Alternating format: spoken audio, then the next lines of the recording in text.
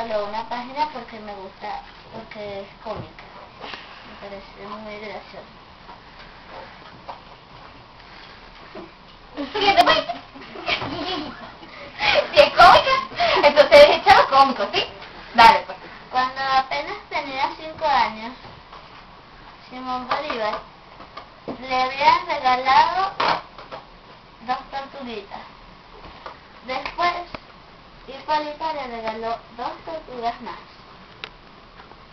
Después, cuando cumplió 7 años, ya tenía una colección muy grande de tortugas. Él jugaba con ellas y le puso hasta nombre.